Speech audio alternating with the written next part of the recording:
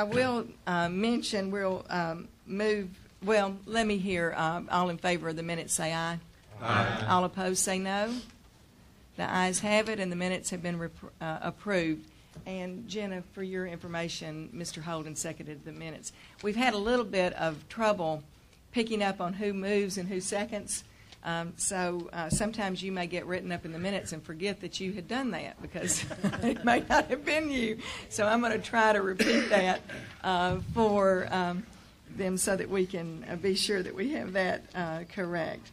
Okay, for the chair's report, first of all, I have asked tonight for the Shelby County Schools board chair to come up and to, we all pretty much, I think everyone knows him, but to introduce himself, Mr. Billy Orgel, and to kind of give us just a couple of minutes of conversation about how they're doing and what we might do with them. I have been asked by the board to come and meet with them on their meetings once a month to give them updates. And so I thought that we might like to have Mr. Orgel speak to us for a few minutes.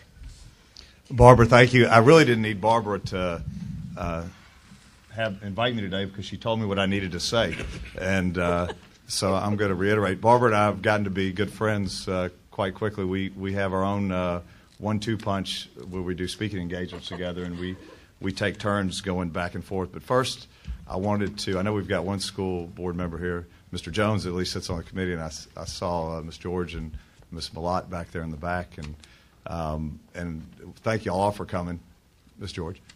Thank you all for coming too, and it's tough. I know we've got meetings ourselves, and I appreciate when the people from the transition team come to our meetings too. We appreciate that. We appreciate Barbara. Ours aren't as long as y'all's. Well, we're I hope that y'all set the standard for that, and that's what, if nothing else comes out of this, and I know a lot of good will come out of it, is that we say that we have a streamlined board meeting. And I know that you have a committee that Mr. Jones and Mr. Pickler are working on governance, and I hope that gives us an opportunity to shorten the information. But first, I just wanted to thank y'all. I know we've got about half y'all here tonight, but thank y'all for what y'all are doing. Many of us, at least the 7 appointed people on the school board, we sought the position, and the 16 other members, they sought it as well, for they were elected to it. And so you've got 23 people. You guys were chosen and had the choice to say no. So it was, I think it says a lot for our community and a lot for y'all, especially that you've got educators, financial people. We've got the mayor, and on top of running the county also comes to these meetings doing a wonderful job. So all of you, thank you for what you're doing and coming here. I think we've got a probably easier task at the moment than you guys do, because we've got 2 administrations that are doing a wonderful job. We've got the Memphis City Schools and the Shelby County Schools. We've got 2 superintendents, Dr. Atkin and Dr. Cash, that have gone about the day-to-day business of running the schools. And I think if Barbara will get tired of me saying it, and I hope none of us ever get tired of thinking it or knowing it, is that what we're doing is about the children, and to ensure that our children are well educated and can come out and perform well in the workplace with their peers in this country and in other countries. And it's all going to start with the school system. If we want to make Memphis, Shelby County, and the suburbs a great place for people to come back to and visit and work, then we're going to have a fantastic school system, and that's going to start with what this body produces. But I will say that we're moving ahead with things administratively, at least, that we can combine with the city. And I know there was an article reported in the New York Times a few weeks ago, and they chose not to accentuate the positive about what's going on with this merger, and which I understand is the largest merger of any school system in the country ever. That we do, because I did it today. We have a walkway between the Memphis City Schools and the Shelby County Schools, and I used it today, and I walked in between them. And I commend Dr. Cash and Superintendent Atkin for getting that open, and it makes it easier. And I know the people that I was with today use it because they coordinate their activities. So there's certain areas, IT, administration, the board, that they're well ahead of they're making great progress as far as coordinating and making sure they work together. I know it's a tenuous time because in many cases you have 2 people that do the same job in 2 different systems. And so you would naturally think that they're weary of each other. But I think it's been a good process, and I hope that the two groups can join together, be friends, work together, and be a part of the process moving forward and make it easy for the process to work going forward. And I want to say, if there's anything that you see from us, I'm a neophyte at this. I'm rusty on Robert's Rules of Order. I appreciate we got a parliamentarian coming to our next meeting. I was informed today by Karan, who is one of our board secretaries and works well with the board. But if there's anything that we need to do, because I know one of the things we're very, and I know we've got some municipal mayors here, we're concerned about holding this together. The merger wasn't something that the two school systems got in the room together and said, hey, we're going to do this. That's not the way it happened. But the reality is it's going to happen.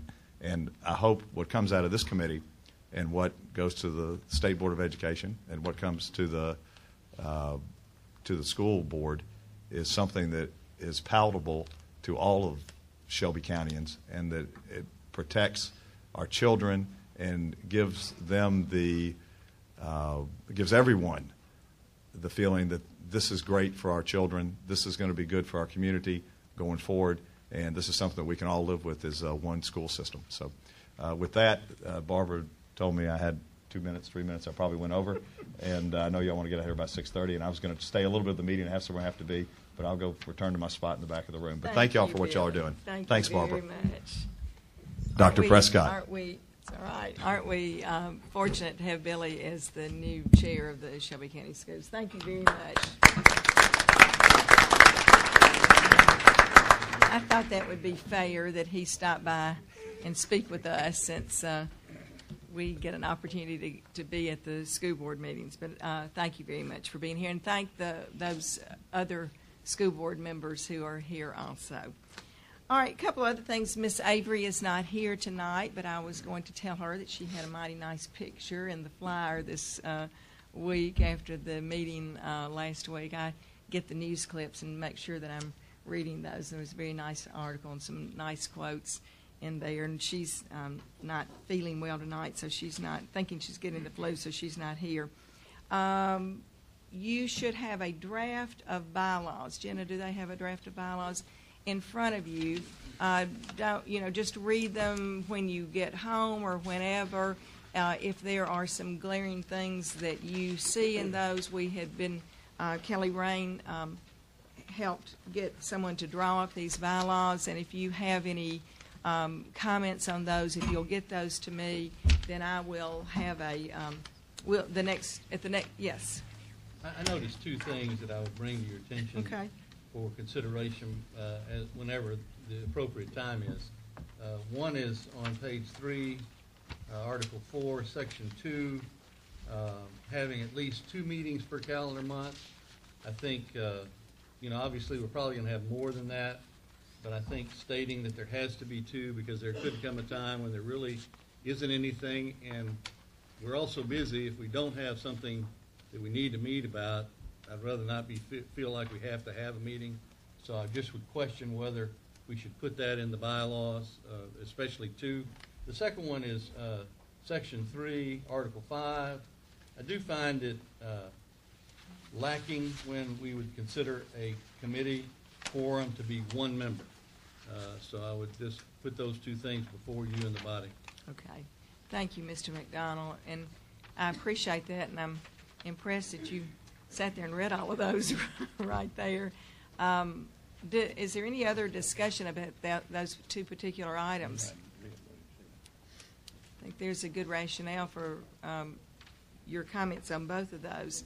If any of the rest of you find some things, if you will do as was just done, then what I will plan to do is put that before the executive committee, and we will look at that and bring a recommendation to the full body to approve the bylaws. That's something that we've needed to do. Also, let's talk just a minute about committees, because we are beginning to meet in the committees. Some of you committee chairs have simply met with staff, so that hasn't constituted the need for for sunshining that meeting. Others have actually already had committee meetings.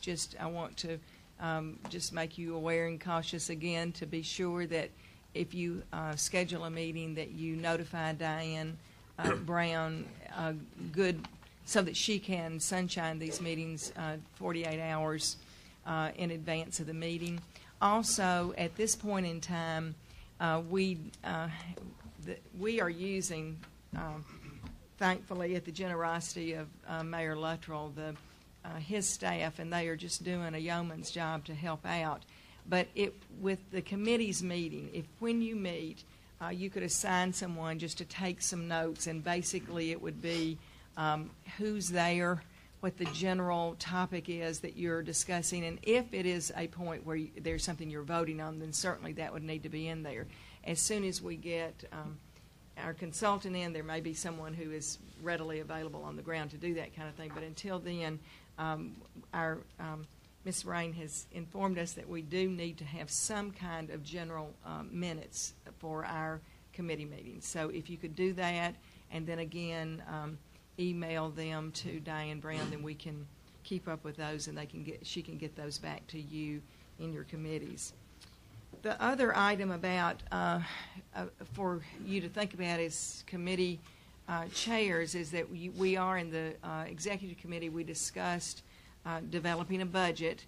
At this point in time, the only funds that we have intact are funds that have been set aside in the county budget, but we are underway with some fundraising that will help to fund or will fund our management consultant as well as some other things. Just one second, Martavius. So what I'm asking you to do is, if you can foresee some budgetary needs in your committee, not saying we'll have the money to do them, but at least let me know about those. And Mr. Holden and I will be working on putting that budget together. We've got to get some information about the funds that we have available, as well as what some of the costs are going to be.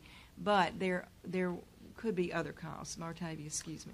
If I recall correctly, and someone brought this to my attention perhaps over the weekend, that there was a fiscal note of $1 million attached to the Norris Todd bill. And so I think that we should make some type of inquiry as to whether any of those funds will be available for this, because we are a product of that particular bill. But I think that there was a fiscal note of $1 million assigned to this, and I think that the fact that it has been deemed constitutional, those should be some funds that will be accessible to facilitate this merger. We'll certainly check into that. Okay. Anything else on that, on the budget issue? Again, any kind of thing. Mr. Pickler mentioned some travel. We may want to go and visit some school districts, other things like that. We know that we've discussed some other PR expenses, and we're looking at those. So, yes. Mr. Chairman, Boyd. I know. How are we to go about estimating what, for example, might be our PR and cost? Do you have a suggestion when we don't really know the scale of that yet? Well, I mean, I think that first of all, we do need to know what aspect of the community engagement will be handled by the consultant. We're pretty sure about that. I don't really, I'm not sure I have the answer for that, Mr. Boyd. I think that what we want to do is try to think just kind of in a discerning way about what we think we would need, and then see, again, we have community members, both corporate and from foundations, that are wanting to help us be successful. So we believe that we will have some funds available. And I think we start with what you think, some estimate of what you think would be reasonable, and then we can see what we have and then what we might need to fundraise toward. That's just a bunch of gobbledygook, I know, and it's not a real answer, but that's all I can do for you. So I'm going to guess, and I'll give you my best. Sorry. feel like, no, I'm not going to say that. When do you need these by? I'd say in the next week. Before the next meeting? It would be good because we're hoping to get, to have some clear direction on fee for the consultant. So that would be good. Couple of other things. Mr. Hart mentioned last week that that it is frustrating so much. We are receiving invitations to various events. Sometimes we get them after the event is over, and so that's not something that we can really always control. But I will tell you that I did share that, Mr. Hart, with Diane Brown, and she resent our contact information to a number of kind of typical outlets, both school districts and governmental places and so forth, and urge them to give us enough notice, if at all possible, when we have invitations. One other thing I did want to bring up with you, we did get an invitation that was sent out electronically. This particular person wanted to send us invitations by snail mail. So our office did not give out our addresses at this time. Is that, how do you feel about that? Would you prefer that, or is it okay, or is there any, can you give me any direction on that? Because in most cases we could be invited electronically. Speak up. Does it matter if your addresses are, don't care? I prefer electronic, personally. I prefer electronic, but I certainly don't mind my address being given out. Okay. All right. Well, if once you've served on a school board, you just know that all your information is just, out there anyway. So it doesn't really matter to me, but I want to be as sensitive to the rest of you as possible. But all right, thank you. I'll make a decision on that. I did also want to keep you up to date that we are that I'm getting some speaking requests. I'm sure some of you are getting them too. We're going to have a report in a moment from the Communications and Community Relations Committee. But I have, in the past 2 days, spoken at 2 different places. One was for the People First Committee in Memphis Fast Forward, and that committee does deal with education and so forth. And Mr. Orgel, that's what he was referring to. We spoke together at that meeting, and also again today at the Associated Builders and Construction Trades. We spoke at a luncheon there. So we're again, we'll get a little bit more information that can inform us as we go out and speak. But I would just ask that as a representative on this committee, that we all be very careful about our speaking engagements, that we deal, come on in, Mr. Pickler, that we deal with what we know and where we are and the facts as they are at this point, and just in deference to the to be sure that we're kind of not getting ahead of ourselves. Okay. I do think that when people ask us, I'm not one of those. I don't think we should be saying, "Oh no, we can't speak yet." I think that we need to be out there, and I know that other people are speaking, and I appreciate that. So, okay, I think that is about it for that report. Now I'm going to just move this next item because Daniel Keel, I had.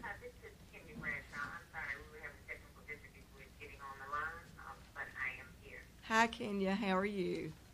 I'm good. Good. So we'll count you present. All right. I'm going to move the next report. Daniel Keel teaches a class downtown at the law school, and I think tonight is his last night. But he will be coming in, and I'll just pick up wherever we are and allow him to give his report at that time. Earlier in when we were meeting, I asked Daniel to do some analysis and research and look into the question of our need for legal services on our own. We do have some legal services through county government, and and actually through both school districts. So when he gets in, we'll allow him to give that report, and I think you have before you his report or got it electronically. Do you have that in front of you too? Mm-hmm. In hard copy? Okay. Mm-hmm. All right, then committee reports. Mr. Boyd and Ms. Bradshaw is on the line with us. Would you give a report from the Communications Community Engagement Committee? Sure. We met this past Monday, and Kenya Bradshaw and I were convening the meeting. We were joined by members of, by Steve Schiller from the mayor's office.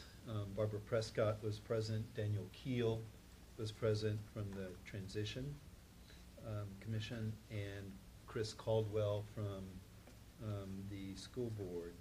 John Smrelli was present as well.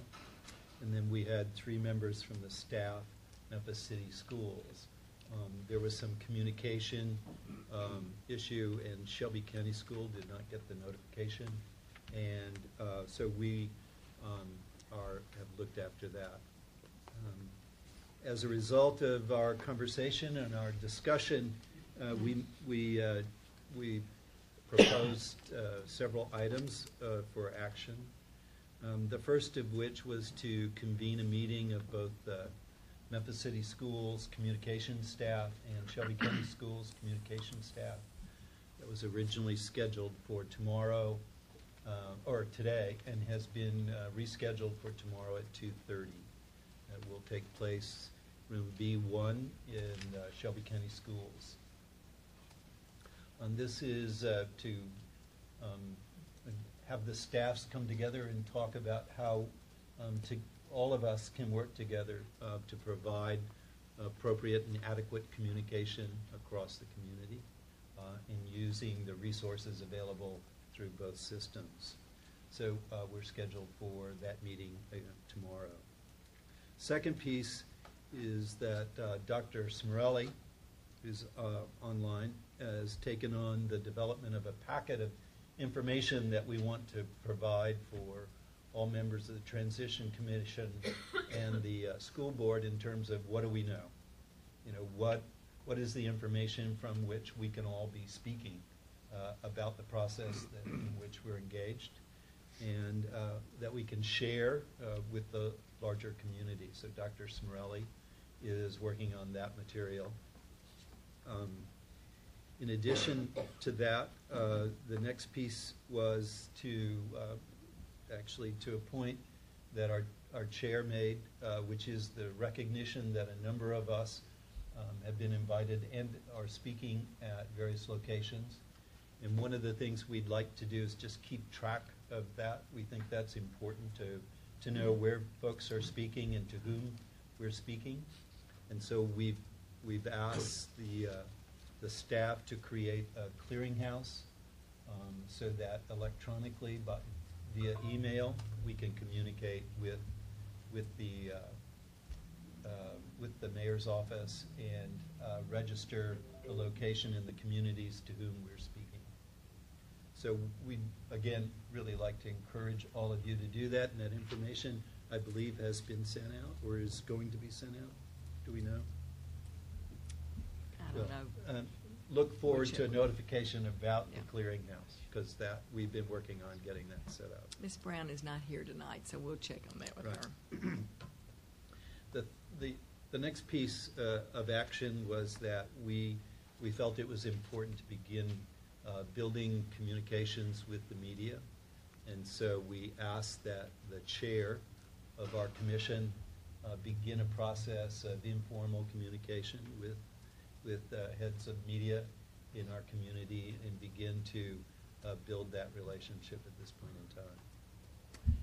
And the next piece was the development of an RFQ for professional assistance. That's PR assistance.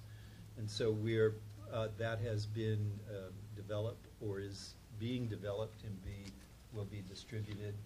So what we're looking for is professional PR assistance, communication assistance to work with the commission. And asking for those folks in the community who feel qualified to, please let us know about that. And finally, Chris Caldwell, who had joined and was participating with us, has indicated his willingness to help us with an expansion of the frequently asked questions, and so that we begin to a process of enlarging that over time as we move farther and farther along with this process. What are the frequently asked questions? What are the answers that we can share with the community in an ongoing kind of way? So Chris has offered to help us with that. Madam Chairman, that completes my report. Thank you. And let me just say that I do, Steve Schuler has already scheduled me to speak with 2 of the news directors, so that's in line. And the other thing about the FAQs, I don't know if you've looked at those, but I just made a comment to Jenna and asked her tonight. The questions are there, but you have to click for the answer, and I think the questions are kind of startling, so I'm asking them to kind of rework that where you can see the answer right away with the question, if that's meets with everyone's approval. Thank you very much, Mr. Boyd. Chairman, can I add one comment in addition to, yes. To our report? Yes. We received a letter today from the co-chairman person from the Unified School Board on community engagement, Attorney Denise Kempro, and also Chris Caldwell, expressing their support and willingness of working together collaboratively moving forward and wanting to work to support as we move forward in communicating and then hosting joint events. So just wanted to share that information as well with the rest of the Transition Planning Commission. Thank you very much, Ms. Bradshaw. And they will be in attendance at our meeting tomorrow. All right. I'm going to go ahead and finish the committee reports, and then we'll go back to Daniel to your report, okay? Mr. Cates, do you have a report of the Finance Committee? Yes, very brief. We had our first meeting this past Monday. It's kind of your worst nightmare at those kind of things to see Pam and Anita pull up with so much material that they need the rolling luggage thing, and that's what they came with. And we are just totally in fact-finding, question-asking mode, so we're just trying to understand the P&L. We are hopefully later we'll know enough to ask more intelligent questions about the detail of that and the different accounting treatments and the different methods of the 2 systems.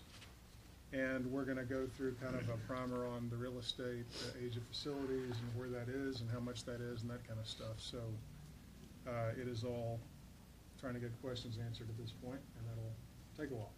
Okay. Thank you very much. Ms. Richards, do you have anything that you can say or want to say about where you are with the consultant? Say no if that's proper. Well, let me just. We are working very hard both to put in place an underlying capability for this commission to contract. As you may or may not know, we do not have, based on a conversation I had with Ms. Raines, an ability to contract as a commission. So we've had to work through a process where we will have a 501c3, hopefully, who will agree to contract on our behalf, and this commission will be the beneficiary of that contract. So before we can come to an arrangement with the consultants that we can finalize, we're having to put in place that underlying capability. Hopefully, we are building enough flexibility into that, and this is my intent, so that if there are needs for other contracts, for instance, the PR firm, that basic arrangement would be able to be the basis for that contract as well. So we're working on that.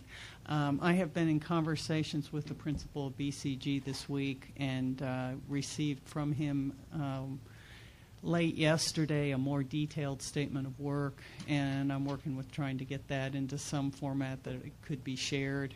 We still have quite a good ways to go. Thank you very much. Thank you to all of you for the work that you're doing and getting started. These are the only reports that I'm aware of. Were there any other committees that needed to make a report of any kind? Okay. Thank you very much. Daniel Keel is going to give the report that I mentioned earlier. He both had to be here late because of his class, but this is his last one. But he also has to leave early because his documentary is being shown again tonight at the law school. So, Daniel, this is your spot. Thank you. Mr. Keel, excuse me. Daniel's fine.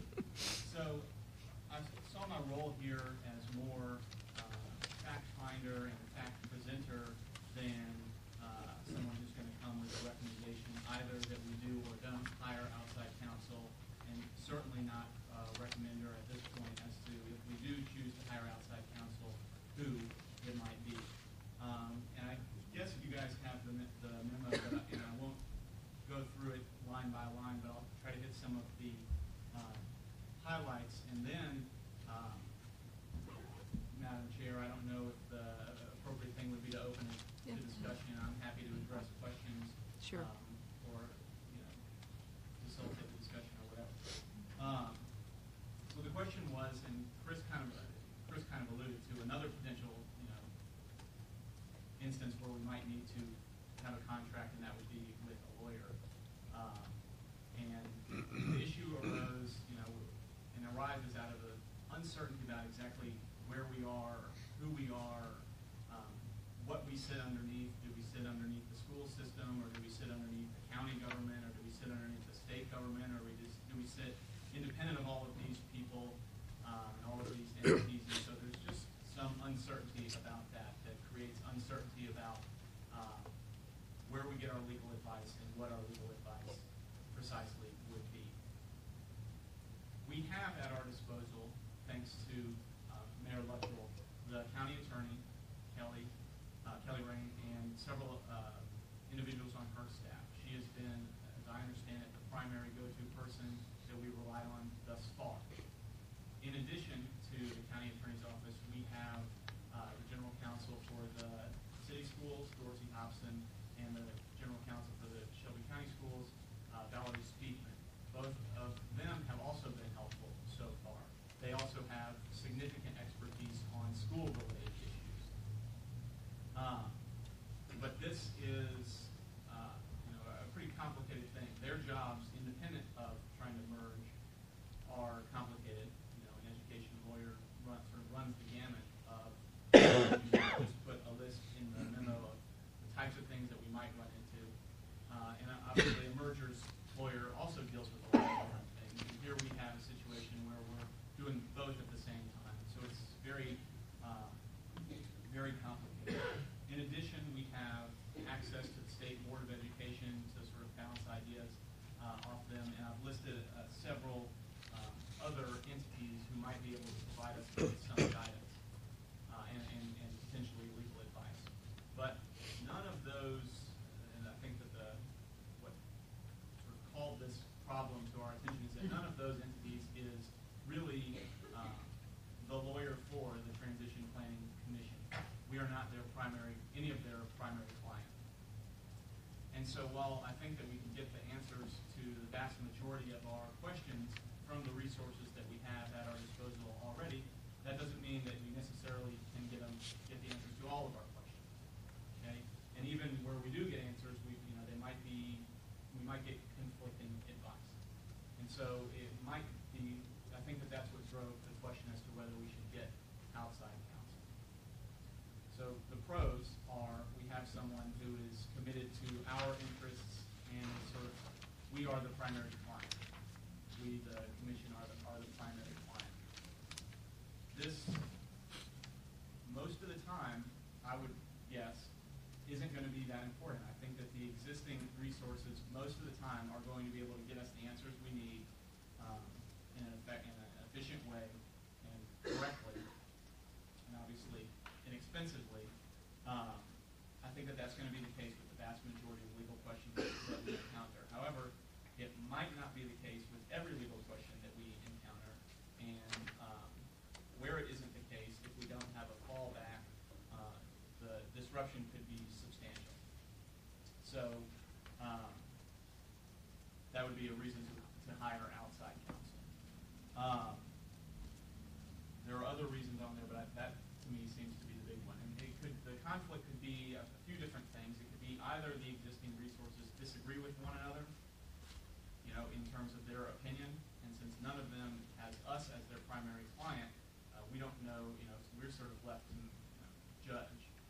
It's also possible where they may actually have conflicts. So, for instance, on bond issues, the county and this commission might not be perfectly aligned in terms of interests, and so relying on the county attorney may be problematic in such a circumstance. I don't think it's likely that we're going to get to sort of real ethical conflicts of interest for the lawyer, but we at least get to the point where conflicts, there's apparent conflicts, or where the apparent neutrality of the advice we get is able to be called into question. I don't think that, I don't think we would get anything but the best advice from our existing resources, but it's not just about that, it's also about perception. The cons are it's expensive. And it's especially expensive when, as I said, I think we can get most of our answers from the resources that we have. Other cons include it might be hard to find someone to serve in this capacity. It might be even more hard to find someone to serve in this capacity locally. And I say that because we need someone with expertise, and that's a limited pool, but they also need to not be involved in the litigation that has, that sort of led is part of this process, because then they would be on some level conflicted out. And so that is a practical bar to this process. So it might take us some time to identify the appropriate firm or person to be the lawyer. So balancing all that, I sort of came up with a few different options. We could opt to forego completely using any sort of outside attorney. On the other end of the spectrum, we could retain someone full-time so that they would be our primary legal resource. We would be paying them really to come to every meeting to know as much as we know, essentially. That's where you get the best legal advice. It's where the lawyer is essentially a part of the team and is able to participate actively throughout the process. That's obviously the most expensive option. Or we could do some sort of hybrid option in which we rely on the existing resources as much as we find appropriate, and we have either someone or a group of lawyers on call. Either someone as sort of the primary outside counsel in waiting to the commission, or a pool of resources that might be subject matter experts, like maybe they know employment law, or maybe they know property law, or whatever, that we call on as the circumstances dictate. These options give us a little more flexibility and a little more control of the budget, but still could end up being costly. And the only other thing that's not really in the memo, and I haven't said so much, is it might be worth, and I'm just not familiar enough with this, discussing with the consultant, because they're going to be, it seems, on some level involved in managing an outside counsel and managing the kinds of questions that we might need to ask an outside counsel. And so it might be worth, in addition to having a discussion amongst ourselves, getting some input from the consultant once on board in terms of how they see an outside counsel operating. So, like I said, I don't have recommendations. I've laid out a few options, and I think it's worthy of the full commission's deliberation on this question. Okay, thank you very much, Mr. Keel, for the work that you've done on this. I think we had talked about a number of these things, but to have it all compiled here in an organized fashion helps us. Let's have some discussion on this at this time. Ms. Richards? Maybe I could just add one thing. It is apparent from the proposal. Could you speak in the mic, Chris? It is apparent from the. I don't think that's on. It's apparent from the proposed statement of work from the outside consultants that they are limiting their involvement in these kinds of issues, as Mr. Keel noted, to non-legal matters, and they would be looking to advice from some outside counsel, and it's kind of unspecified as to who that might be in certain areas.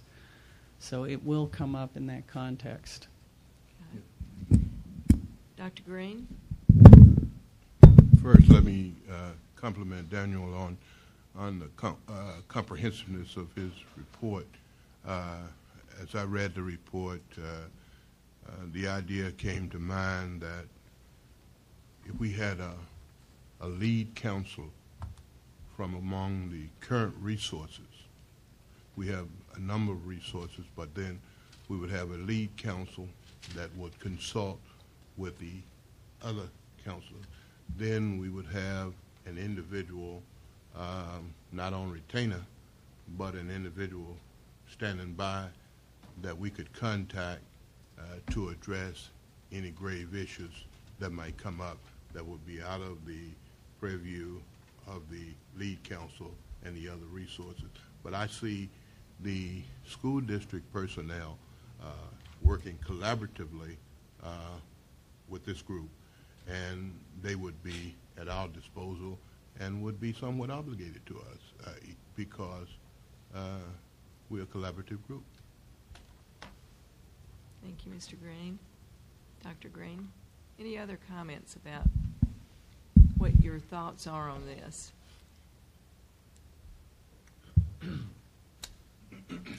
Mr. McDonald?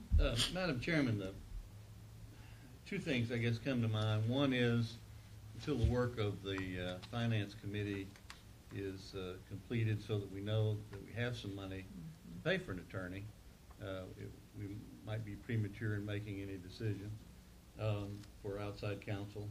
And then secondly, if in fact there is money for that, I would suggest that the using counsel on an as-needed basis to be at least my preference, because I don't know what might present itself. I know I've worked with Ms. Raines on a number of different things and have observed the work of the other two attorneys on a number of occasions. And they're real quick to tell you if they think there's a conflict and that there should be somebody else. And obviously on those occasions, if all three of them were to opt out and say, not appropriate for me to speak on this, then we're going to have to go to somebody else. So now as to the model, as he pointed out, Mr. Keel pointed out in his presentation, there are any number of models we could go to, a retainer, and which generally would give you a lower per hour rate, or just wait and pay the higher hourly rate when and if that's needed. And again, I would ask the Finance Committee to give us some recommendation about that. Thank you. Thank you very much. Other comments? Mr. Hart? Yes, I think I agree with Mayor McDonald on the as-need type, but have someone identified, because my fear would be is as we don't have an unlimited amount of time. This is new ground that's being plowed here in this state, really. And so when we get down to the last stages is when I believe we'll have more need for this. And to, at that point, having to rush and find somebody to school themselves in what has transpired, to this point, the issues, I think we're opening ourselves up for expecting maybe too much at that point in time. And it's been my practical experience from the business world that when you ask that of someone from the legal profession, you stumble sometimes in the decisions you have to make. So I agree that I think I would prefer to have somebody that's on an on-call basis at least that has the background experience with us. Thank you. All right. Other comments on this? Mayor? really just a clarification of something that Chris mentioned a moment ago. Chris, you said that the Boston group,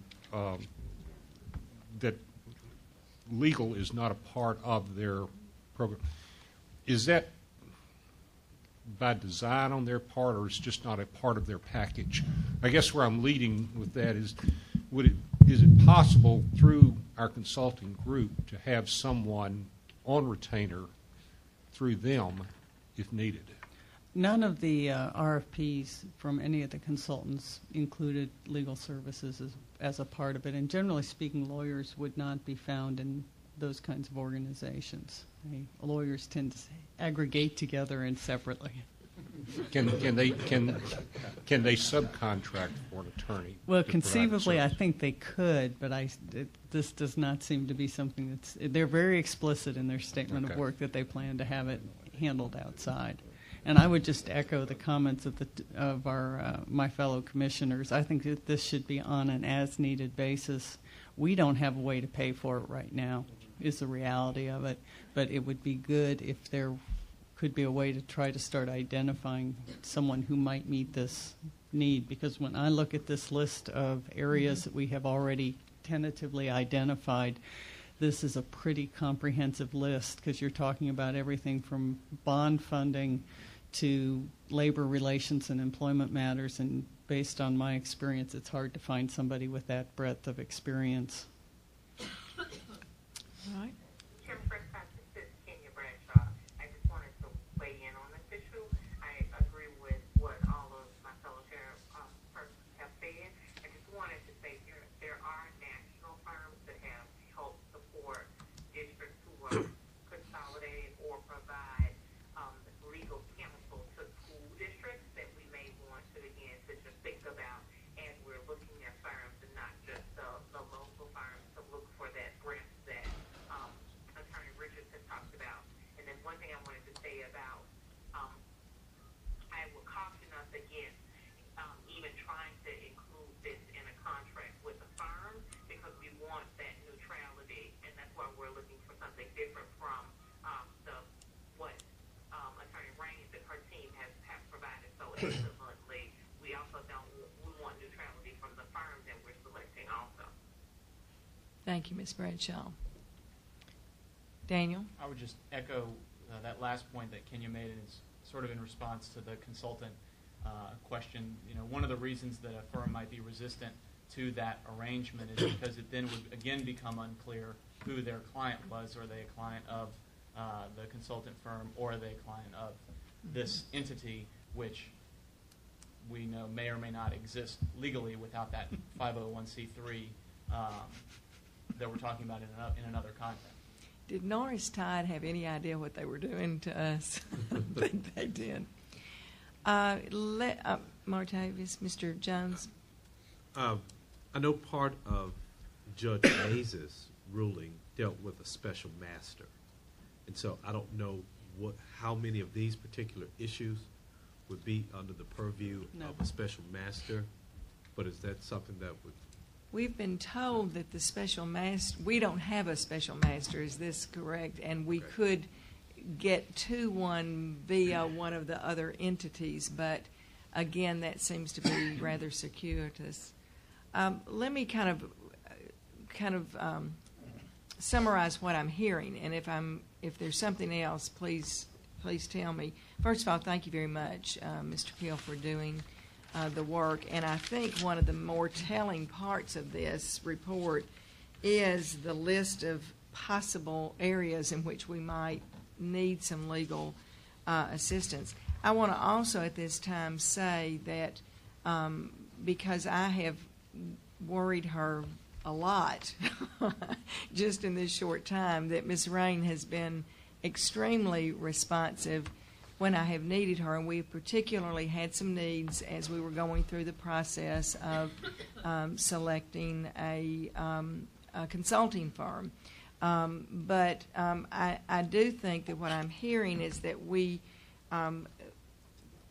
believe that there will likely indeed be times that we will need outside legal counsel, that it is not that it would be much more useful to us if it were not one of the sources that is available to us tied to these other organizations, that we need this on our own, that the most viable way or approach for that at this point would be to approach it on an as-needed basis for a number of reasons, one being that we don't know when we need it, and the other being that we don't have the funds at this particular time.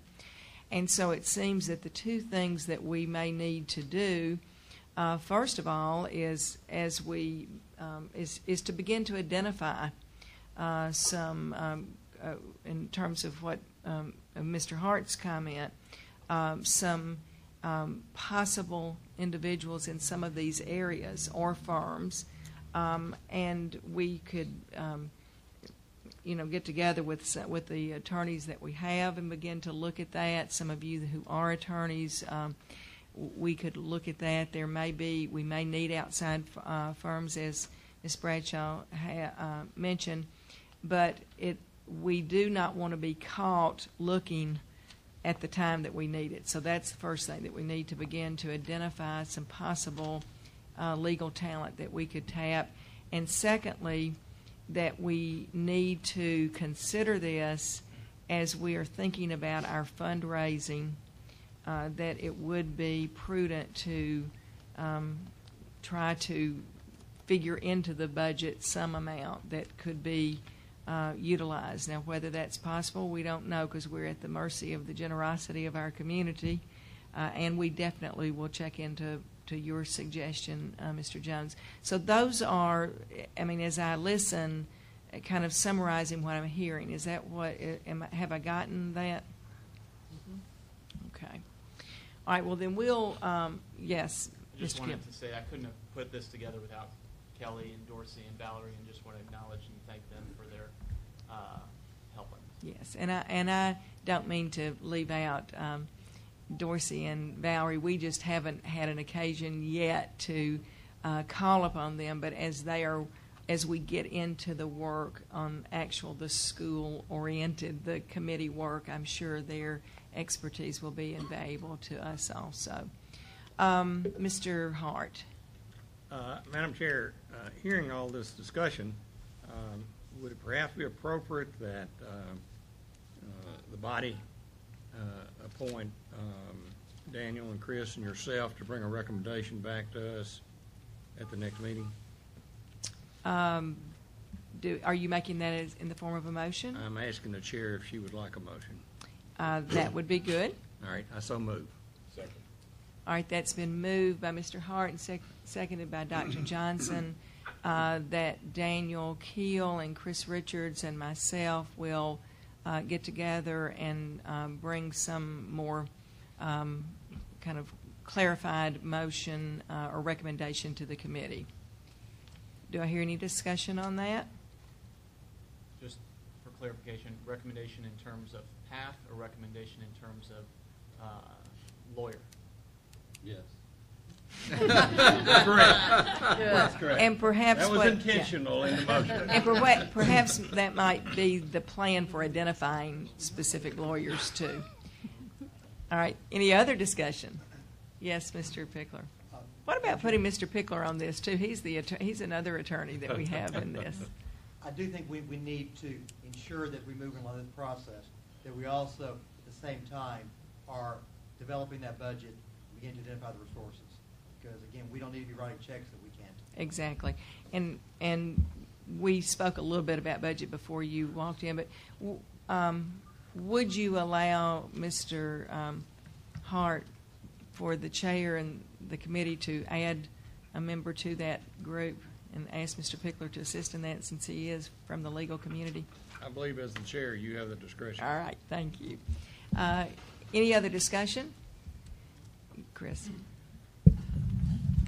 Would it be possible for us, while we're doing this, to also check on that $1 million Yes. notation, to have some formal process? I don't know who to move to ask to be put on that assignment, but if we could find a way to get some more government money without having to go to the community, for this, it would be helpful. Mayor, do you have, yes, Mr. McDonald. I didn't mean that, Mayor, but I'm glad you raised your hand. I texted Senator Norris after he mentioned that and asked him if he knew if that was budgeted. He said he did not know, but he would double check. Thank you very much, and then we'll know who to follow up with. Now, this mayor. I was going to offer to get Thank some you. clarity on that issue. Thank you. And bring it back next week. Thank you. And if Not next week. we may can have that as we deliberate. That's Okay. Well, our meeting I like these folks that are bring texting it to during the turn. meetings and getting the answers. At and our stuff. next meeting. Yeah. Okay. Yes, at our next meeting after Thanksgiving, we'll all give thanks that we don't have a meeting next week, too. Any other discussion on this motion by Mr. Hart? Hearing none. Okay, Daniel. It's not on the motion. It's just to the extent that people in the room on the commission, know of lawyers that they think would be appropriate. I'd be happy. I was personally not necessarily a representative of the committee. Would be happy to take those suggestions. Thank you. So we all have Mr. Kell's email address, and if you do and you look at that list and you see some of the areas that we may need, that would be helpful. All in favor of this motion, please say aye. Aye. All opposed, say no. The ayes have it. The motion carries. So we will get together and look at that and bring that back at the next meeting. And at the same time, we have Mayor Luttrell looking into the other issue, and Senator Norris looking at that too. So thank you very much. All right, now I'm going to ask a little leeway here. I had on the agenda, typically when we have had discussions, we've had a little bit of time to kind of debrief them the next day or the next meeting. We've had both superintendents speak to us, and we had a presentation of some data last week from Stanford Children. But and really our discussion went a little bit longer here than I anticipated. We also have 4 principals that are waiting to give us some good information on a panel that is kind of what I call down to the school level. We had the kind of high up level when we talked with the superintendents, and because it's 5:45 already, I'm wondering if we could move our kind of debriefing to the next meeting and go ahead and have the panel. Would that be acceptable? Okay, I would like for us to talk about all of the presentations, because we're not doing them just for fun. We're doing them to learn. But if we could do that, I just want to say that I kind of pulled something on the superintendents and asked at very short notice to pull together a panel, and this kind of really came from a comment that Ms. Richards made, that since we didn't have the presentation from Charlotte Mecklenburg, that we had a real good resource on our panel. And we do. Mr. Lewis Paget is on the ground every day running. Sometimes he has one white tennis shoe and one black tennis shoe, but today he dressed up for us a little bit, so he doesn't have that. But he's on the ground at the school level, really putting into action some of the things that the 2 superintendents spoke to us about. So at that suggestion, I thought, well, we'll call him. And then at another earlier meeting, Miss Avery, and I'm sorry that she's not here tonight, had mentioned visiting some schools actually and looking into some schools like White Station or Houston or one of the other schools in the county. So I thought that if we could get just 4 principals with similar demographics on both levels. So we have with us tonight 4 principals, and if I caused y'all any stress at all, I do apologize, because I don't like to do that. But your superintendent said there was no problem, and y'all could just do this immediately without any problem. So I'm going to ask the 4 principals to come up here, and why am I looking for it? Here it is. And if any of us need to take a quick break during that, we can. And if you all will come up and just get seated we'll get your mics, and then I'll kind of introduce it as we go along. All right, thank you. And let's take a quick break, but no more than 5 minutes.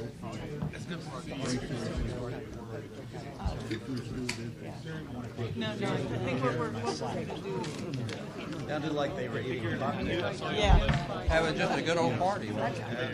I'm intrigued that Barbara thinks speaking to 21 of us is more stressful than dealing with 2,000 teenagers every day.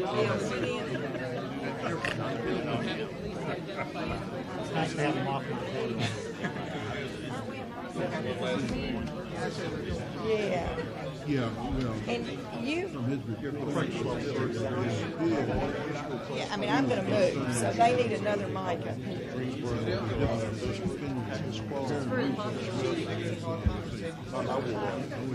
I'd be so worried that somebody's going to slip through the cracks and then jump up and bite everybody.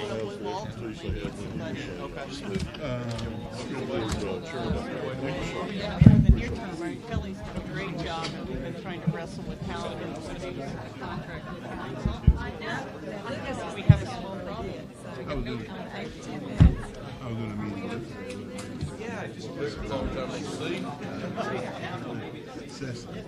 Oh, yeah, I know Glenn, yeah. He's a fine man. He's a good friend and a fine man. I'm fine. How are you?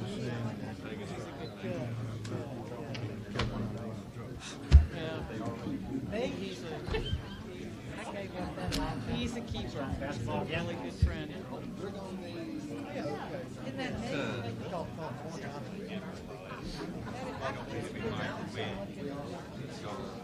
how did you get the work?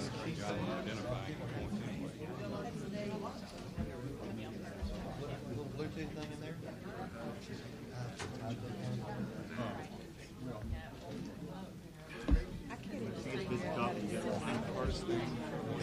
Hey, I've got to go to the Apple store, and I've got to watch somebody do Well, we'll see where this goes, but having sat through the stale, I was on Staley, I'm on the finance committee, and having started crawling through this, there's going to be some situations where I can easily see where Lewis, make me council proud, man. schools, the city schools, Not putting any the pressure on it. county schools are going to have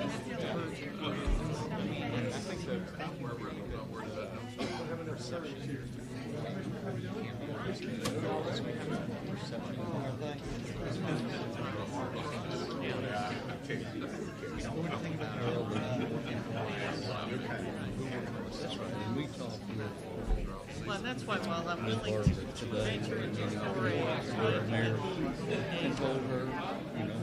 basis in place where this Good point. She said, well, if I thought that was going to be something. legal challenges, guaranteeing that we're able to do one and again, so we have to move forward with the assumption that it is all the children. Absolutely. Everything well? What has been Thank you. I appreciate it. And I she helped me out to cry. Okay. No, you can't sit on it.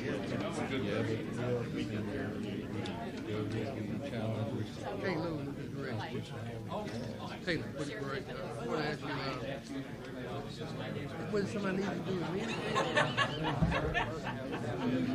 Yep. Okay. Now, before this starts? Oh, okay. I'm going to have to leave. I'm going to have to leave right around 6. Yeah, it'll be a little bit late. So I'll make it. You as well. Yeah, I'm great. I want to see at least a little bit. Hey, I'm going to have, I hope to have. Oh, okay. Just wanted to make sure. All right, then. Are you going over to Ryan? Wow. Down in the dirty. 369 if you don't count pre-K. You got pre-K in-house? 2 pre-K classes. 388 today. It goes up and down.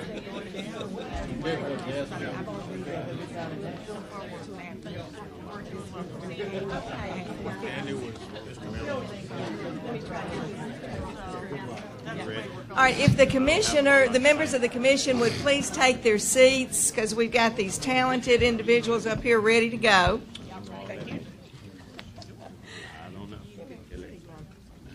I didn't take it. Two items. One is that I'm hearing from our tech people that these mics are hot, so if you're whispering things to each other, it can be heard. We're trying to tape this, so we need to be careful. And also, even on the phone conferencees, we're getting a little feedback there, so you guys need to be aware of that, so, and do what you need to do with the mutes. All right, what I'm going to do is ask these four panel members to introduce themselves. And again, what this panel was designed to get two elementary. We talk so much about our districts being different, and they are. But this is designed to get two elementary schools that have similar demographics, and also two high schools that have similar demographics. I've asked them to tell us just a little bit about their school, what those demographics are, about their student achievement, and basically just what they do every day, the strategies they use to really address the needs of their students. So that's it. Please, let's give them a little hand, because they've done this on such short notice. They're going to speak, each of them, about 8 minutes, and then we'll be able to ask questions. Okay. Sorry, David.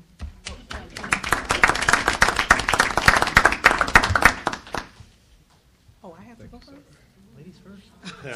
Okay. Okay. Good afternoon. Good evening. And first of all, I want to thank the Commission for allowing me the opportunity just to share a little bit about Valentine Elementary and about our scholars and what we go through every day. So Valentine is a school that was built in 1930, and you can find us located at 1682 Valentine. We are in the historical district of North Evergreen and Valentine, and we serve the children of North Memphis.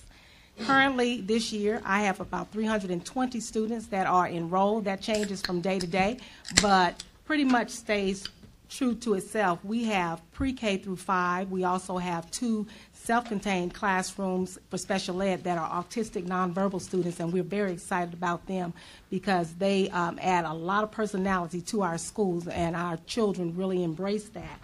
I have about 28 certified teachers on our faculty. We also have staff members with secretaries. I have a full-time counselor, librarian. We have a school nurse that comes in a few days a week, and a few other professionals that come and help us serve our children. As far as me, and I left myself off for last because this is really about the students, but I have been with Memphis City Schools for 10 years.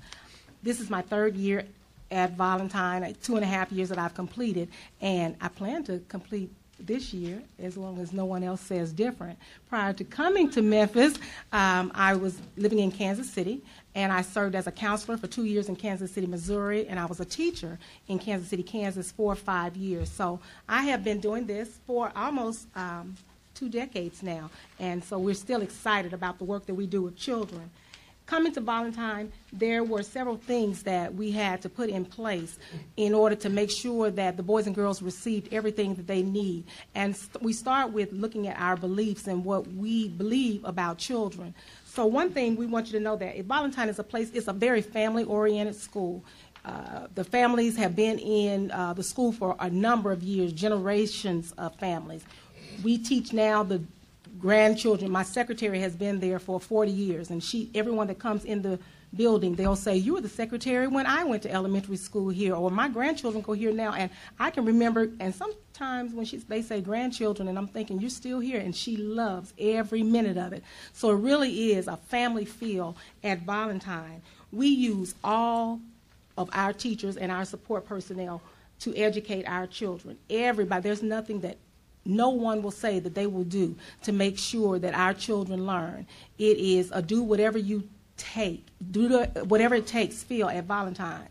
Primarily, for instance, myself, I teach classes. If I have to teach classes, if I have to be the custodian, I will do that. The children's, I think, most favorite job that they see me do is serving in the cafeteria. They seem to think that that is the best thing, to see me serving food in the cafeteria. But if that's what it takes to make Valentine run, that's what we will do. So we model that for our students, and we want them to know that it's about them. So we want them to have an excellent day as they come. Our motto at Valentine is receiving students, releasing scholars. We say that every morning. We have a pledge that we say to them, and they say it back to us because we speak into them that they come to us as students, but when they leave us, we expect them to be scholars so that they can take whatever they've learned anywhere they want to go. So some of the things that we do at Valentine to get there, we have some academic approaches that we use, and we have a collaborative approach that is not just from me. I may be there and I may be the person that has to make the final decisions, but it truly is a collaborative experience. Our teachers come to the table and they use data to really drive their instruction. And I do allow them the autonomy to make the instructional decisions because I know the boys and girls, but they know them even better. They're with them every single day. And so as long as they can come and they can show the data and show why they're doing what they do, we allow that. And I allow them to be the leaders in that classroom to really take those boys and girls to the next level. Some of the things that we have in place that we're really proud of right now is we're a very technology-rich school. Technology is absolutely everywhere in our building. Every classroom has a smart board, and when I say every classroom, I mean even support teachers. My art teacher has a smart board. There's one in the PE room. Everyone that can utilize a smart board has one. We use document readers to share with our boys and girls. We use CPS units so that they can assess themselves. Anything that you can think of technology, one thing that we are struggling with is that there are sometimes that because all of these technology equipment pieces are new, we're not always the ones that are the experts. So now what we found is our boys and girls are the experts in the classroom, so they tend to teach us. When something goes wrong, they're very quick to tell you how to operate something, and it makes them feel good to show themselves as leaders. But we are very excited to be able to take them into the 21st century so that they can have an experience like none other that they may not necessarily have in their home. We also use intervention pieces, and the way that we design those interventions, we have ed plans that we look at and we decide what types of interventions and even enrichment do we have to have for our boys and girls.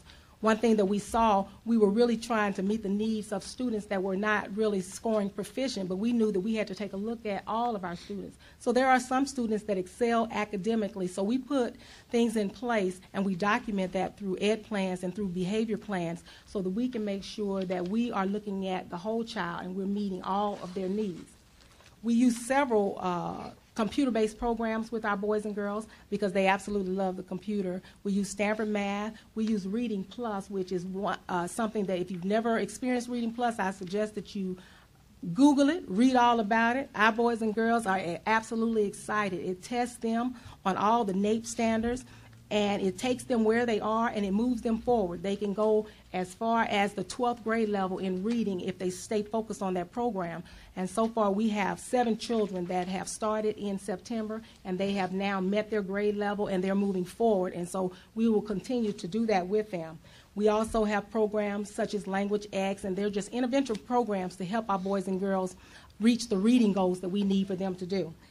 We have several extracurricular programs, and we also celebrate our students. I'm not going to go through all of those that are on the page. I will tell you about one in particular. We did have an issue with making sure that our attendance stayed where we needed it to stay. So on this year, we decided that what we would do is we would give away bicycles. And we went on the prowl for donors that would give us bicycles. We give away 2 bicycles every 20 days.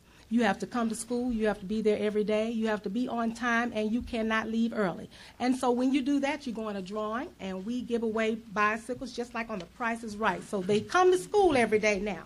But I do want to get into the major focus, which is our growth that we have seen in Valentine. And if you look, you will see some of the scores that we have listed for you now. I came on board at the 2009-2010 school year, and at the end of that school year, In reading and language arts, we scored 23%, and in math, we were at 28%.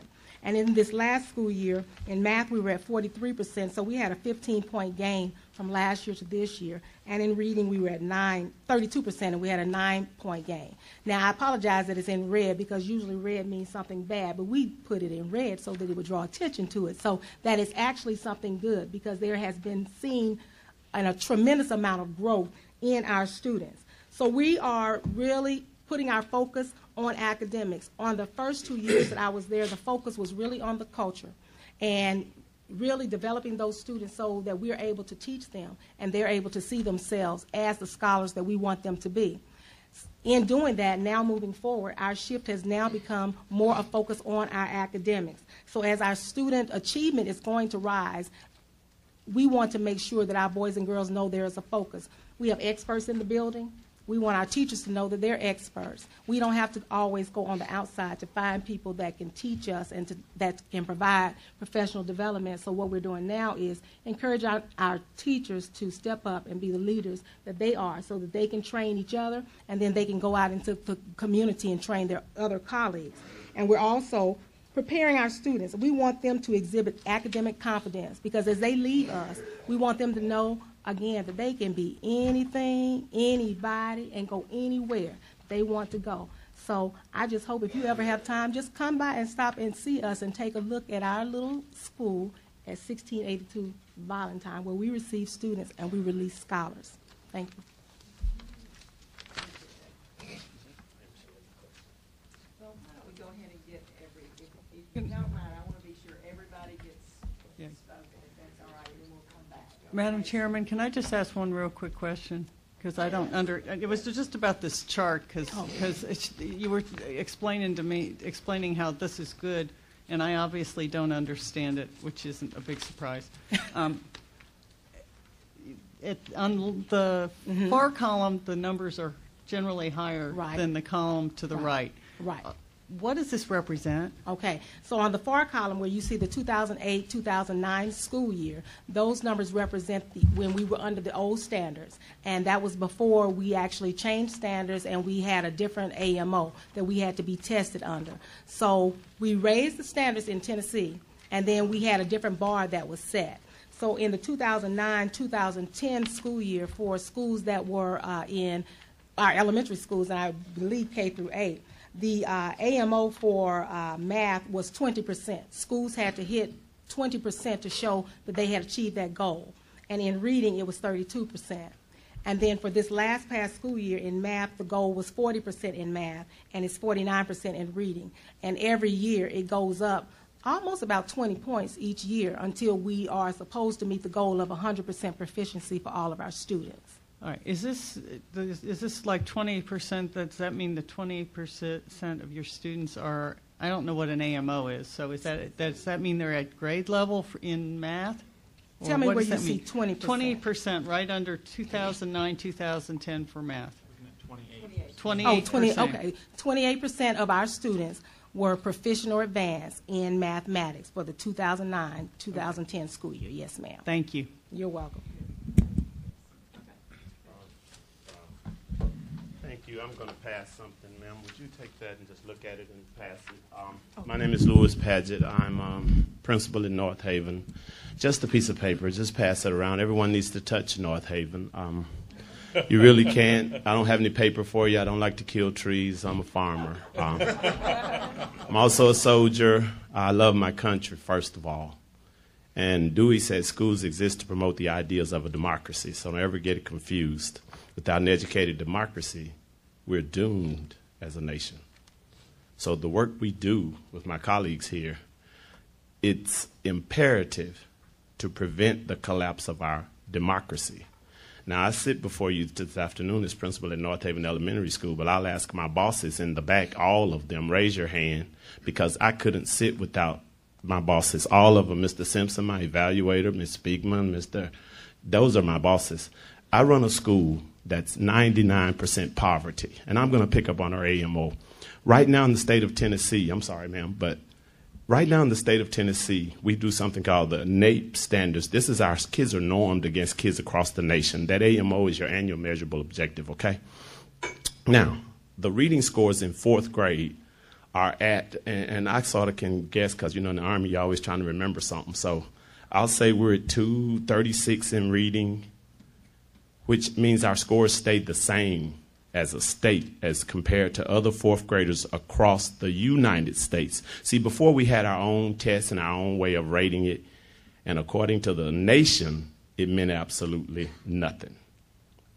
We were measuring something, but no one knew. Now we're comparing kids at North Haven that are 99% poverty to the rest of the world. And I pointed out that gentleman back there with that pink necktie because he allows me to be principal at North Haven that is 99% poverty that enrolled this week, today is Thursday, 7 homeless kids. A 12-year-old is floating around out there that's never been to school in his life. So I'm wondering, he's not coming to my school. I don't know where he's going because he's too old for mine. But I've got the 3 others from that group.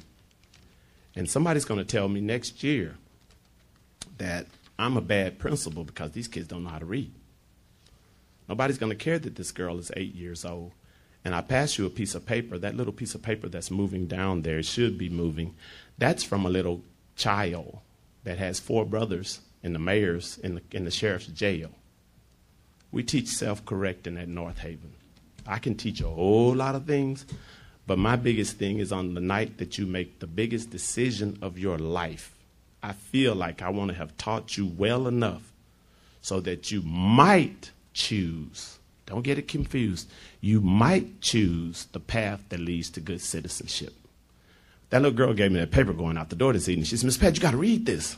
I've been chasing them down about reading because just today, and I have to cheer, we bought $2,000 worth of the most current books that Barnes & Noble has, and my babies are reading Rick Riordan, Percy Jackson.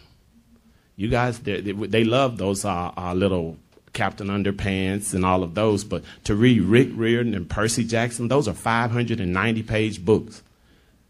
They're reading currently in the mainstream. I love a computer, but there's no evidence a computer taught anybody how to do anything. It's not fluid intelligence. It's manual. So we are preparing children to participate in a democracy that does not vote. Look at the percentages. That does not participate in the way that our fathers did. Therefore, I sit before you as principal at North Haven Elementary School to tell you I run a school home. I got to answer that little girl's question tomorrow or talk to her about the book. She didn't put the title. I don't know what she's reading. But she's going to want to tell me all about it, to run up to me this evening, and she's in my 5th grade. And I know 3 of her brothers are arrested for burglary. And she's going to want an accounting from me tomorrow. I'll get my evaluation tomorrow morning. She's, Miss Pat, you read it? And I'm going to say, girl, what was it about? And we're going to have a discussion as she gets her breakfast in the morning at North Haven Elementary School, a school where there are no grades together. Everything is mixed up. There's either 366 kids today or 382. But what's apparent, and I can measure it, is that 80% of my parents that are under the age of 30 do not have a high school diploma. That speaks volumes for what I'm doing out there. And I couldn't do it without that gentleman telling me, Sweet Lou, do what you have to do. That's what he calls me. I don't know why he calls me that, but he has always called me that. Because one time, years ago at Houston High School, we were in a conference. He was in his office, and I stopped by. And I said, you probably don't remember. I said, Chief, I'm still trying to be principal. He was a principal. And I could win an interview pool. I'm good with interviewing. I can get to the finals. But, somebody's got to lose in the finals. You lose in the finals 5 years. People say you ought to quit. But, my grandmama went to school with George Washington Carver. She don't know what quit means. So, people say, I wouldn't go back down there and let them judge me again. Well, those kids in North Haven needed me. And I'm not perfect. The most low-down person on the panel, you're talking to him. But I'm going to try to build good citizens because sometimes you pick unlikely people to lead, and we lead a wonderful school. I don't give the papers. You can Google us, but it's a school home. It scared me today. I came out in the halls because it was so quiet. 5 years ago, it was a combat zone. Only thing we fight now is fires because tonight it's going to be close to freezing. There might be 3 house fires because the houses are wired with aluminum wiring. It's critical. Your children, if you have them, would not survive an hour where my babies come from. The reality is I send a 5-year-old 1.5 miles walking through God knows what. Now, that gentleman way back there in that blue, raise your hand, way back there in that blue shirt. Now, the mayor's gone. Those gentlemen I work with, because that superintendent allows me to do wonderful things at North Haven. And what I do, I have a USDA food grant that gives the kids a fresh fruit snack 3 days a week. We feed something called, we were the first in Shelby County, but I don't brag because that's not what you do in the Army. In the Army, you never volunteer, you always disappear. You learn that the first 3 weeks. But we do something called grab-and-go breakfast. Walmart has taken it nationally. When I came there, a 5th grader told me, he said, hey, we sit down and eat. I said, son, I stop and get my breakfast in this truck. So you're going to stop in that lunchroom and get your breakfast and get in that room, and you might learn something by osmosis. He looked at me, what is that? I said, go find out. We teach work, because if a man doesn't work, he don't eat. You've got to work. We can't keep a hand out at North Haven. We try to give each other a hand, but we try to grow. We're growing citizens. We're teaching reading, and about what you said on that chart, it's tough to teach a kid.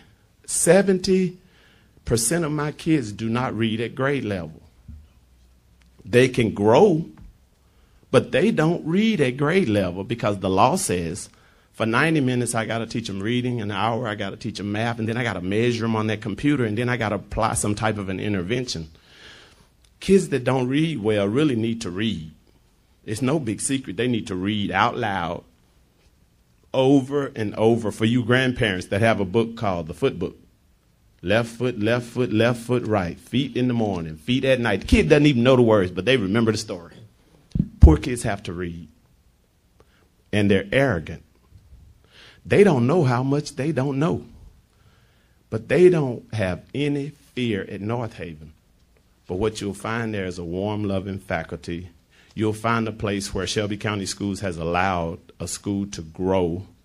Somebody told me the other day we were in a documentary. I hadn't seen the documentary, but I'm going to look at it because what we're doing there is we're saving the community. We couldn't fix what was broken at North Haven without fixing the community. And I feel like the mayor's office, in partnership, has given me the strength to fix a community. The parents love it. I can measure my report card by the fact that the North Haven Community Association bought a sign last week, $600, and nobody gave them the money. They had a yard sale. They're getting ready to have a yard of the month, and I'm sitting out there wondering, okay, who's going to shoot a hole in that sign when they put it up? I mean, the reality is my boys know bullets. They know video games. But tomorrow morning, a kid's going to walk up to me and say, Mr. Padgett, we got put out last night. I'm going to say, for real? And she's going to say yes, or he. And they're going to tell me that story.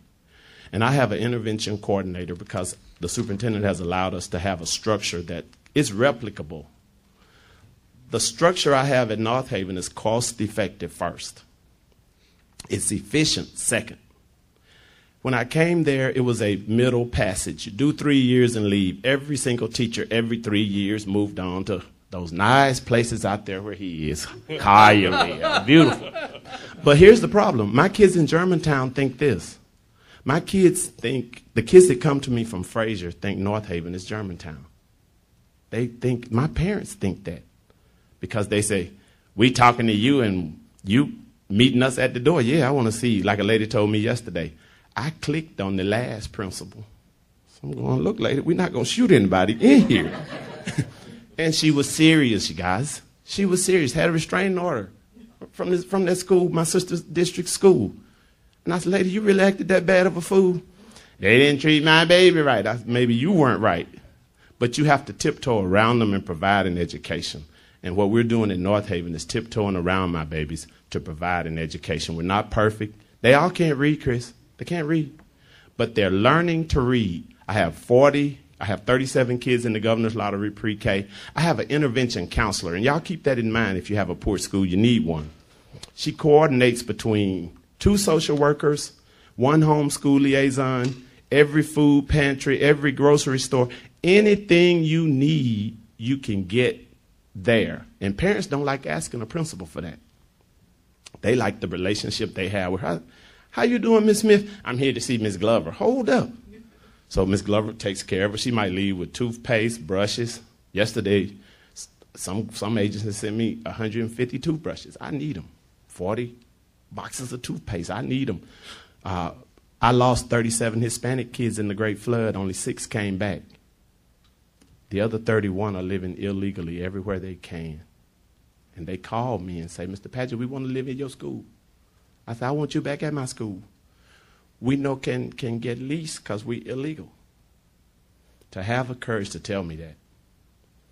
I don't know if I'll make AYP or No Child Left Behind.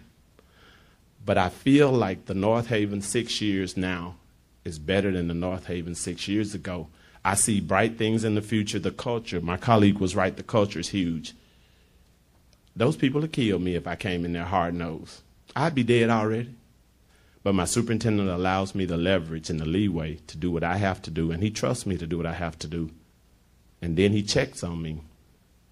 Where are you today? What are you doing? So the public doesn't understand what goes on in a public school.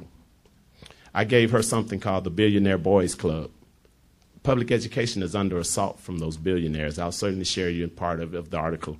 There are about 15 billionaires controlling what we do, and they're going to dismantle public education. And I don't know that that's in the best interest. We can fix our problem through something called the Tennessee Aid to Needy Families. Every time I say that, the governor and politicians run. The vehicle sits there. You're familiar with it because you work at Bridges. You retrain my parents. There's something they have to do to qualify for benefits, but nobody wants to touch it. The fix sits before us, but we'll bring in charters and privatize and take the rules. I'm going to be here to educate those kids nobody wants, and that's what North Haven will be. It'll be a place where when you've gone everywhere else, when you've gone to KIPP and everywhere else, and KIPP push you out because your parents can't volunteer, you coming back to me, and I'm going to welcome you with open arms every single time. I don't care how many times you go chasing the rainbow. You know, I'm right here. North Haven is right here. We're going to take, what America say, give me your tithe, you're poor. I'll take one. I'll take the babies nobody wants. And I'll give you a better kid in 5. That's North Haven.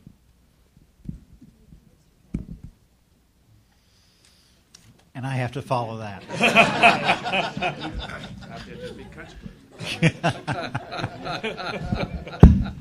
I will say this, he loves his children and he loves his community. I did kill some trees and sent some things around, mainly just to save some time so that I didn't have to sit and spout all of that data for you. Collierville High School is a good school. I have a very supportive community. People ask all the time, what's the key to the success in your school? It's a town government who supports what we do. It's town businesses who support what we do. But most importantly, it's parents who send us children who know why they're there. And if Lewis struggles at his school, that's probably something that is a huge difference between our two communities, and something that I think, as we look at planning education for the future of Shelby County, that we need to think about. Because when my students come to me, they know why they're there, and that's half the battle. Maybe it's even more than half the battle. They might not always like it, they might not always love being at school, but they know why they're there. They know the importance of an education and that it is key to their future. I want to point out just a couple of things that I'm especially proud of. Our ACT average score is 24.1. That's up 0.7 of a point from last year, and I know some of these data items might not mean a whole lot to people outside of the realm of education, but that's a phenomenal, unheard of type of growth. In fact, when we got the report, we thought there was a mistake somewhere. We just didn't think that much growth was possible. So I'm proud of that. I'm proud of the efforts that went into that. The other one that I would like to point out to you just for special acknowledgement is our scholarship offers. The 82% is the number that's highlighted in red, not the 19.3 million. And the 82% represents the number of students in our senior class last year who were offered scholarship dollars. Our goal is 100%. My belief, my personal belief, is in this state, with the lottery scholarship money available and other funds available, that every single student who wants to go to college should be able to do so with money in their pocket to go. that money should never be a problem for any student from my school. So we're making good progress on that. I anticipate this year we'll make an even bigger jump, but that's one of our goals. AP exams and numbers of seniors. Currently, the numbers there are for last year's senior class. Currently, we have over 700 students enrolled in advanced placement courses who will take exams this year. So that number will jump by almost 300 from last year to this year. Proud of that extra push by our teachers there. ACT 30 and above. Again, if you're familiar with ACT, a 30 puts you in the top 3% in the nation. We had 179 students last year who had those types of scores. We push it. We push it. We make it a big deal. We have a special club, special recognition. We offer ACT prep courses. We do ACT tutoring in the morning and the afternoon, and we encourage students to take, and retake that ACT until they get that score. It's the easiest way for them, for most of them, to get the Hope Lottery scholarship money, and it also entitles them to a lot of additional scholarship opportunities at other schools. Just to describe some things that might be unique about our school. In Shelby County Schools, the high schools have been given some freedom that we don't all operate under the same type of schedule during the day. At Collierville High School, we are the only school that operates under what's called a hybrid block. We have some classes that we call skinnies that meet every single day for about 47 minutes. We have other classes that meet on alternate days for about 92 minutes. So we kind of think we have the best of both worlds from the block schedule and from a more traditional schedule. We are heavily invested in the professional learning community model of school improvement and planning, and that is to put the power in the classroom teachers' hands, allow them to make decisions, allow them to guide what we do. Teachers have time each week during the school day. I believe it's so important that they have that time, that we're not going to do it before school, after school, where we have athletic activities or daycare or other commitments that would pull teachers away. We have set aside time during the normal school day for teachers to meet in teams of subject areas and plan their instruction, look at their assessment results, and make adjustments in their instruction as we move throughout the year. So that happens every single week. Two of the policies that I'm not real popular for, but I'll take credit because I think they're the right thing to do for children, is one, we have a no-zero policy. Students cannot opt out of doing an assignment. They will do it or will hurt them. There is a behavioral consequence for not doing work, and we continue to consequence them until they do the work. So they can't earn a zero. They can't say, I'm not doing this homework assignment, and take a zero and get out of it. The other is mandatory retesting. Put a tremendous burden on my teachers. Any student who fails a test must be remediated and must be retested. Our goal is that during that remediation that they learn the material and then pass. Doesn't always work, but it sure is better than just allowing them to fail and do nothing about it. But that one takes an awful lot of work for my teachers to do that, both to provide the remediation and then to do the actual retesting, whether they do that orally, one-on-one, a variety of different ways. This year we implemented a freshman study skills course required for all ninth graders during the first semester. And it's kind of a get acquainted to high school at the beginning of the year. Here are the rules, here's the ins and outs, here's how you can be successful, here's why it's important that you're successful, and then we support that throughout the first semester. We monitor their grades very closely, provide tutoring when we need to. We have mandatory tutoring and we have optional tutoring. Students can opt to come before school, after school, or during what we have called Dragon Time, once each week, where they can come and take advantage of that tutoring. Sometimes if their grades are not good, that is mandatory. They don't have a choice, but they have to go to that tutoring to get their grades up. We have the largest special education population in Shelby County Schools, especially those students who are in self-contained classrooms. And the reason that we have the largest is because we pull from several different attendance zones because parents want their children in our school. I'm proud of my special education teachers. I'm proud of my regular education teachers who work with special needs students because they love and care about those children every single day and make them feel part of our school program. If you ever want to see what real learning and real love is about, come out and take a look at that at my school. We also have implemented an idea that we stole. I can't take credit for inventing it, but one of the things I also think that's unique about us is every single special education student who is in what we call consulting classification. They attend all regular classes, but they have some type of learning disability that requires some special attention. It attends Learning Lab on a daily basis, where they receive additional tutoring, support, and assistance to be successful in their regular education classes so that we can ensure that they get a regular high school diploma. And that's our goal. That's what we want to happen for all of those students. And that extra support makes a huge difference. Talk a little bit about challenges. We mentioned earlier that the state standards have increased. They've gotten tougher, which is a good thing. We need to expect more from our students. It also has ranked us, depending on whose numbers you look at about the 46th. Our state ranks about 46th or 48th, depending on the category that you look at in those test results. We need to do better than that, and I think that becomes the challenge for all of us, is how do we help our students be more successful? How do we push them even further than they are? And how do we close that gap between subgroups? Students who are special needs, students who are low socioeconomic groups, who typically do not do as well, who don't have the same types of opportunities at home. What can we do to make their performance just as excellent as our most affluent and most supported students? And that's what we need to do. Thank you.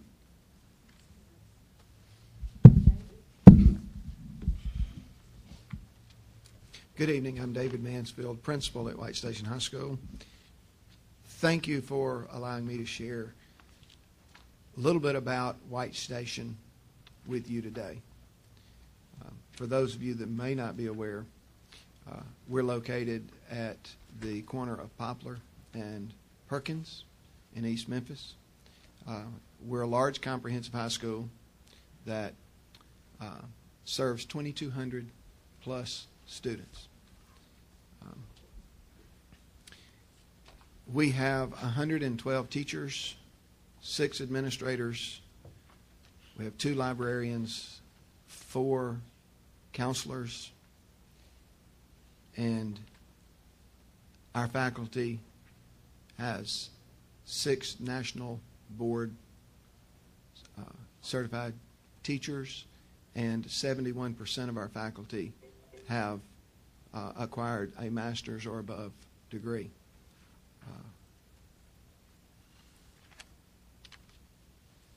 We have a huge population at our school, and we are very diverse, in which we're very proud of that. Matter of fact, if you would ask anyone that works at the school or most any of the students at our school, what is the one characteristic that everyone loves about White Station, they would say the diversity. Our student body is comprised of a diverse ethnic and racial groups. We are 48% African American, 8% Asian, 4% Hispanic, and 40% white. Approximately 41% of our student body are classified as economically disadvantaged. Half of our population have applied and met the requirements for the opportunity to participate in our college preparatory optional program. Over 100 of those students live outside of Memphis City Schools and Memphis City. Approximately 80 of our students are deaf and hard of hearing, and we do have the only deaf and hard of hearing public high school, and we serve students from really a tri-state area. We have students from Tennessee, some from Arkansas, some from Mississippi in our deaf and hard of hearing program. We also have students from a lot of faith backgrounds. Our students are Protestant, Catholic, Jewish, Muslim, Hindu, and Buddhist. We offer all these students an array of academic courses. We offer 62 different honors and standard level courses. We offer 24 advanced placement courses across all content areas. White Station has 5 world languages that we offer: Spanish, French, German, Japanese, and Latin, in which students have the opportunity to take those for all 4 years. We offer electives in an array of categories as well: art, theater, computer, business, JROTC, and a variety of career and technology courses.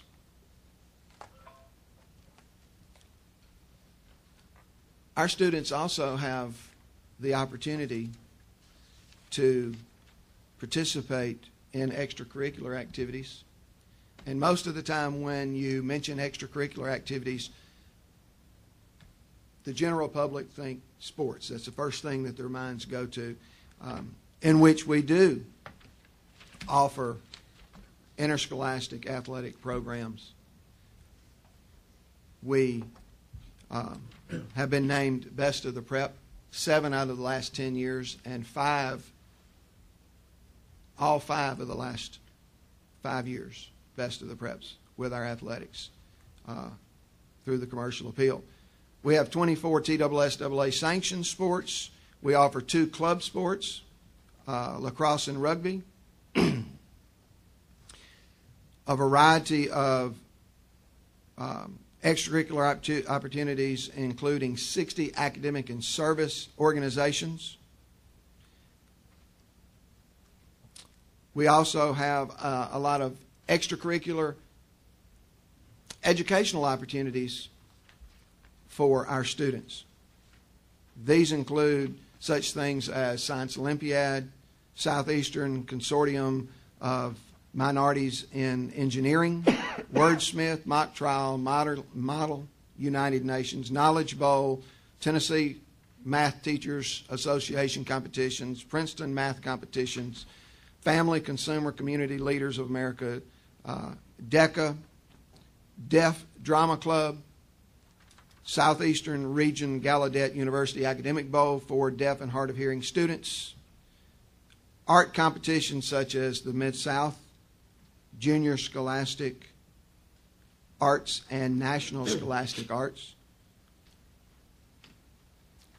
We also have students that compete with our ROTC program in city, state, and national competitions.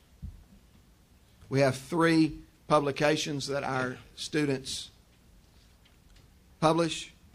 We have a literary magazine, we have a yearbook, and we have a newspaper.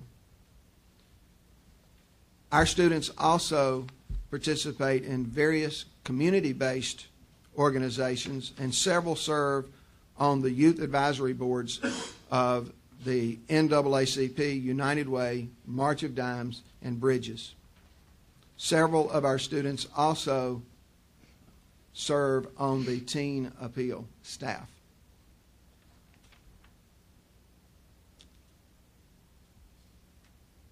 In this past year, we scored above expectations in our math and English tests. And those are the ones that are the AYP, Average Yearly Progress, end of course tests. 71% of our students scored proficient and advanced on the math test, and the scores from 2009-10 to 2010-11 went from 64% to that 71% proficient and advanced. We increased 12 percentage points on average in our subgroups. So it wasn't just a particular category that we hit in order to make that benchmark of 71%, but all of our subcategories went up in our math category. Our English scores increased from 81 to 82% proficient advanced, and we increased in all our subcategories in the English as well. White Station, like most schools, have students with challenges. Every day when my faculty and staff come to work, we do our very best to meet the needs of these students with many intervention strategies. You've got a handout that lists some of those. We also have tutoring at our school, both before and after school. We have Stanford Math, Reading Plus. We have a hybrid block schedule, as Tim was talking about, also where our students meet 2 periods so that we can provide intervention during the school day, because we realize that many of the students can't necessarily come before or after school and get tutoring. We also offer online preparation sites for students during school as well as before and after school in our computer lab in the library. Provide intensive 2-week preparation class in the summer addressing PSAT, ACT, and SAT. Many of our teachers incorporate the PSAT, ACT, and SAT skills during regular classes as well as after school. So we're trying not only to get the end-of-course test grades up, but we're trying to enrich and increase our ACT, SAT scores. Our composite score in the ACT is 22.8 compared to the state composite score of 19.5. In order to improve and maintain our test scores, we are using the District Kaplan ACT prep program. We're very proud of our PSAT scores. We encourage our students to take the PSAT in 10th grade as well as 11th grade. And our 10th graders scored, for example, 51.4 in critical reading compared to the state average of 47.5. I won't list all of those at this time. I know we're short on time. I could talk about White Station forever. I've been there 14 years, and there's no other place that I'd rather be than at White Station. And I can say that coming from a National School of Excellence that I worked in Georgia and an International Baccalaureate School where I worked in Mississippi. And even at those 2 great schools, there's still no place that I'd rather be than right where I am at White Station High School. So I'm very passionate about what we do there, and I wish I had a little more time. Just a few more things, and then I'll wrap it up. Based on the scores that you see in the handout, we had 22 National Merit semifinalists this year, more than any other school in the state. 19 commended and 5 National Achievement semifinalists. We also provide, as I've already mentioned, 24 advanced placement courses, which we have 717 tests given this past year, and 77% of our students scored 3 or above, which is what it does take to get the college credit in most universities.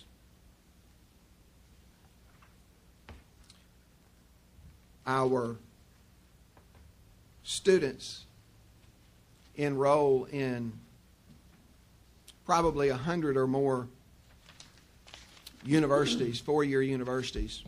And we're very proud of the fact that 89% of our graduates attend a four-year university, with many receiving scholarships.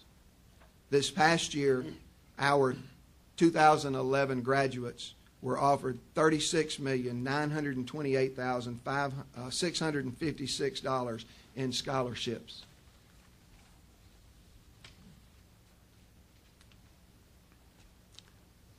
I've talked about the diversity in the school. I've talked about the diversity in the curriculum. I've talked about the fabulous students, fabulous teachers we have, and I want to touch on one thing, and that's one of the major components at White Station, and that is our community and parent involvement, because that goes so far when you have the community and parents behind you, sending students, as Tim said, who know why they're there and are striving to get an education. Thank you so much.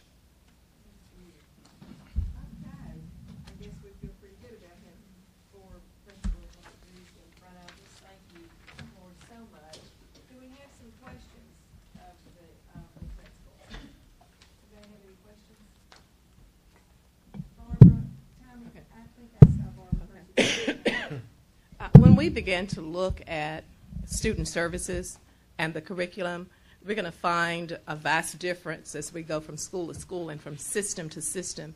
Would you name one service that you're providing for students that you think would be critical as we move into this transition that we keep, and one aspect of your curriculum that you think will be critical that we retain as we move into the merger? Thinking both about your high achievers as well as your students that need additional academic support. Okay, one service and one thing in your curricula, each of you, quickly. Well, for me, I will just piggyback on what my colleague mentioned. We also have breakfast in the classroom. And, well, we don't call it breakfast to go, but it's breakfast in the classroom, because a lot of our students come to school and they're not afforded the opportunity to have breakfast. And when we cut breakfast off at a period of time and they're often tardy, they still may not eat. And we need them to be fed. We need them to be ready to learn. So we provide breakfast in the classroom. It's there in the classroom for them when they get there. If they are tardy, they still have the opportunity to eat and then experience the school day. And as far as something that's academic, on this year, last year, I'm in the Striving School Zone, and we were afforded the opportunity to participate in a program called Language X, and it's an explicit reading model for children, and it really is something that really helped not only our students but our teachers, because oftentimes we feel like just because teachers have gone to school and they've gone to college that voila, they know how to teach, especially in the area of reading. But that's not necessarily the case. So this particular model has provided for my teachers a solid foundation in giving them the opportunity to be able to develop reading in the classroom, and we would love to be able to keep it. We're piloting it this year, and our second graders are reading better and better, and we will no longer send third graders there not reading. The thing I'd like to keep is our response to intervention. We have a digital, it's based upon the dynamic indicators of basic early learning. It's called Imagination Station. We call it our station. It's continuous progress monitored. It's easy to use. It's our way to target those children in need of interventions in reading. It is cost effective also and easy to administer. It's called Imagination Station. That would be the thing I'd like to see maintained in the elementary curriculum. The other thing I would like to see maintained in the elementary curriculum is the attention to the whole child. Attention to the whole child. I'll just say, often in poor socioeconomic areas, poor kids end up getting triple doses of reading. We know ways to make them hate reading by forcing the reading on them all day. We need to make them love it by providing a well-rounded education, which includes the arts. I say the arts must continue on all sides. Also, as far as what the things that that are not standard, we're afforded a great deal of freedom to choose supplemental curriculum. We cannot choose state-mandated curriculum, but supplemental pieces that don't require a whole lot of district bureaucracy beyond the building. Shelby County principals, in my limited experience, can select a program that meets the criteria if it has passed the muster to be offered anywhere in the state, to enter into and use that product without a whole lot of interference from above the building. And these products, they do manage the funding and to see that we actually hit the target, but there's not a divide between PD and curriculum. If we like the curriculum, of course the PD comes with it. It's a one-shop deal in Shelby County Schools, and we're very lean and efficient there. The one service would be that I think is critical and probably has been the best thing that we've ever done is the Learning Lab, where we can provide that support for that extra hour of support on a daily basis for special needs students. We also expanded that to at-risk regular education students this year, and it's reaped great benefits for us so far during the school year. As far as curriculum item, I would echo what Lewis said. It's the flexibility to build a student needs-based curriculum and not decide what the curriculum is and then try to force students to fit that. But I think that's been one of the strengths that we've experienced, and we've had the flexibility to design curriculum offerings for students based on the needs of our individual schools. And they change from year to year.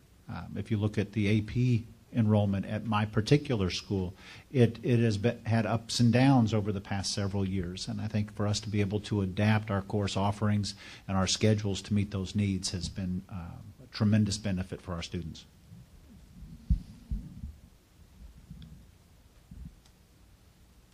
I think the service that would be most beneficial for the students at White Station would be, it's hard to say one service. I want to group them together and say the intervention services that we provide.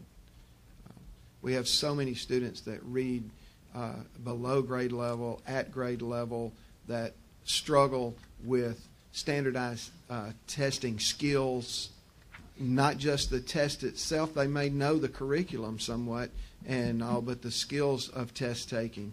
So the interventions that we're able to provide our students is a key component in order to raise test scores, but also to educate a well-rounded student. And with our population, I think it's critical that we also have the flexibility to provide a balanced education for every student. So I've got to piggyback on what Tim said. It's very important that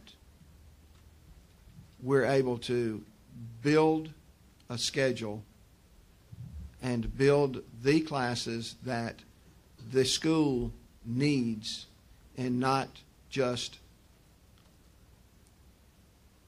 a one-size-fits-all type school system, because all schools have specific needs, and in order to meet the needs of each student, whether it's a student somewhat like Tim and I have, or whether it's a student that is an elementary school that's 98% free and reduced lunch, that you're wondering how the students walk home through the neighborhood.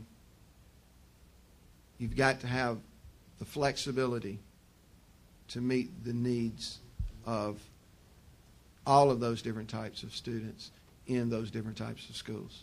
So I would definitely say the flexibility of building the curriculum for each individual school. I'm going to go the opposite direction. And David, we're going to let you go first since you've been last so far. Okay.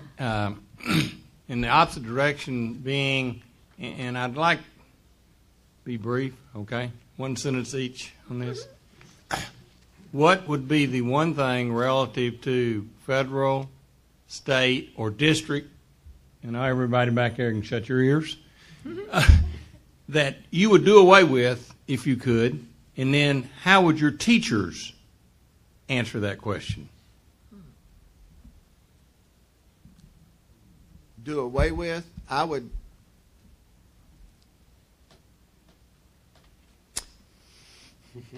I'm trying to think what I would do away with. I'm ready. You might want somebody else to go first. I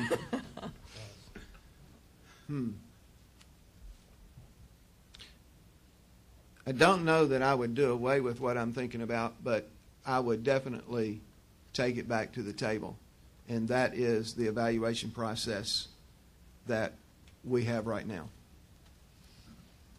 Evaluation is extremely important. You must know what your students are able to accomplish and what your teachers are providing for those students in order for them to accomplish that. But I think if you were to ask anybody in a school right now, they would say that that's the item that is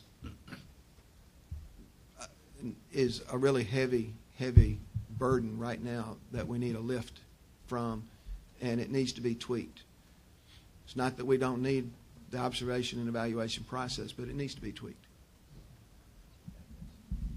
I want to clarify, he's talking about teacher evaluation. Yeah.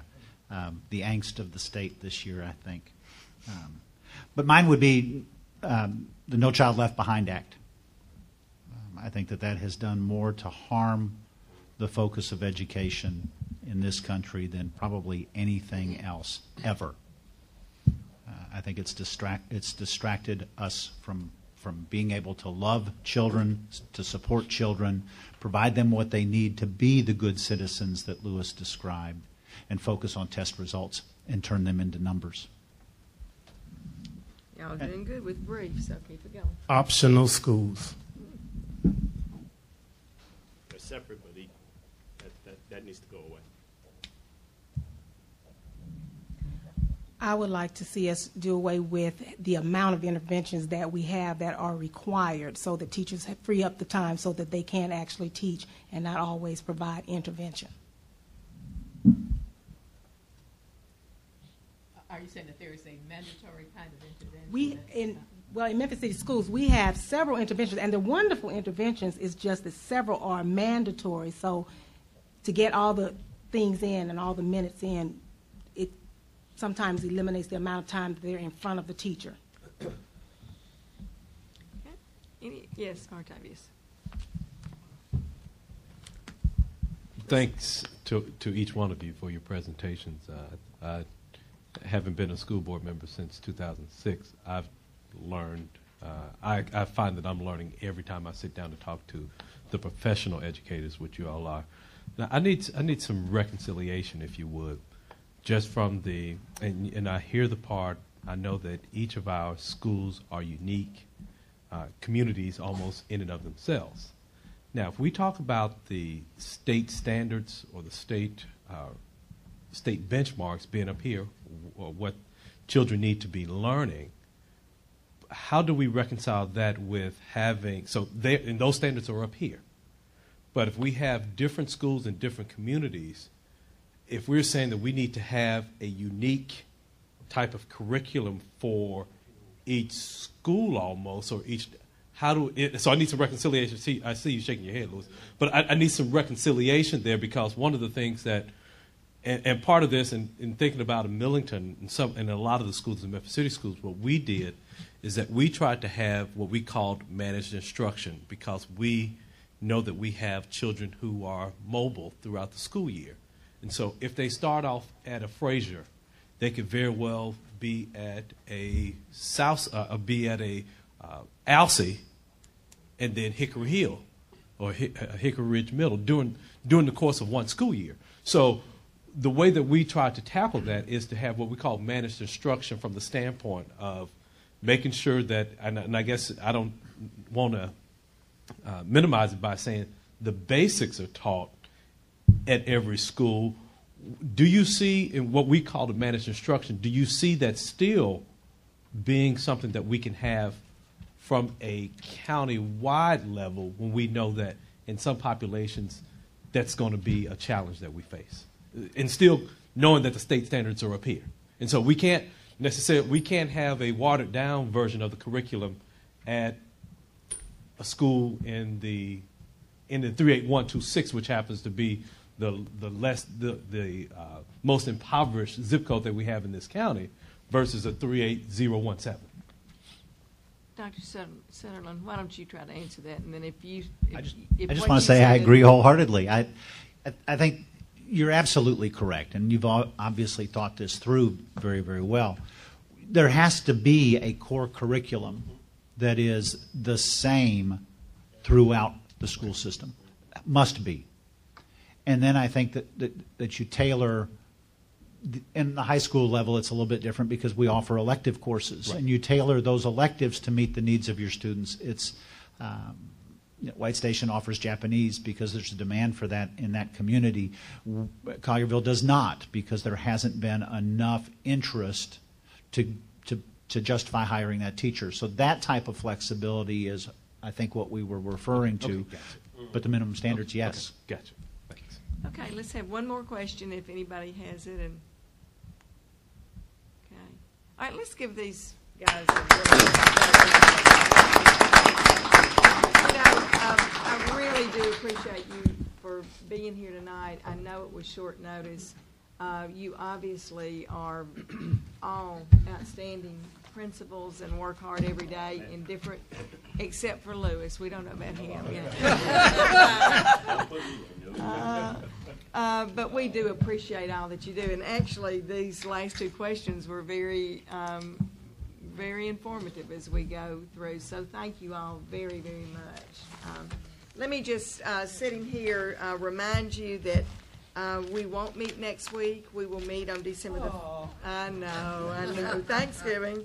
We will meet on December the 1st here. And please remember that on December the 12th, it's a Monday, we will be having a presentation from Charlotte Mecklenburg, panel discussion, a merged school district. We're not so much asking them about how to merge because they did it so long ago, but they are a school district that is considered to be one of the best in the country, so we want to just learn from those best practices. And so that's the calendar, and if I can hear a motion to adjourn from anyone. Is there a second? I second it too. All right. Then we are adjourned. It's nice to meet you. Nice to meet you. Want to get a bigger